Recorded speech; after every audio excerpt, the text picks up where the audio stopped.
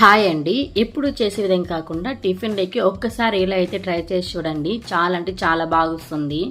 ముందుగా అయితే స్టవ్ అయితే వెలిగించుకొని స్టవ్ మీద ప్యాన్ పెట్టుకొని ప్యాన్ హీట్ ఎక్కిన తర్వాత కొన్ని పప్పులు అయితే వేసుకొని బాగా వేయించుకోవాలి.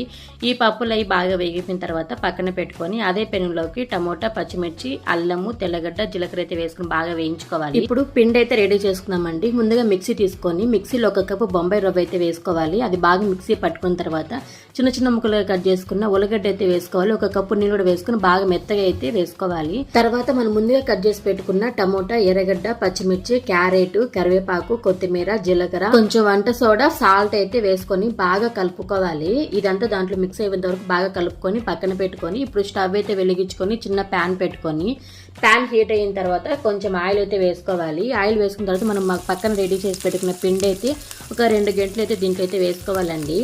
ఇప్పుడు ఇది మూత పెట్టుకుని ఒక 5 మినిట్స్ అయితే బాగా కాల్చుకోవాలండి. చూసారా కదా 5 మినిట్స్ తర్వాత అయితే ఎలా అయితే బాగా కాలిపోయిందో. ఇప్పుడు వెనక పక్కకు కూడా తిప్పుకొని ఒక 5 మినిట్స్ వరకు బాగా కాల్చుకోవాలి. అంతేనండి, ఈ బండి దోశ అయితే రెడీ అయిపోతుంది. ఇప్పుడు మనం ముందుగా చట్నీకి అయితే వేయించి పెట్టుకున్న దాన్ని బాగా మెత్తగా అయితే మిక్సీ పట్టుకోవాలి. తర్వాత ఒక గిన్నెలోకి అయితే వేసుకోవడమేను. అంతేను, ఇంకా ప్లేట్లోకి అయితే పెట్టుకొని తినేసేయడమేను. చాలా అంటే చాలా టేస్టీగా ఉంటాయి.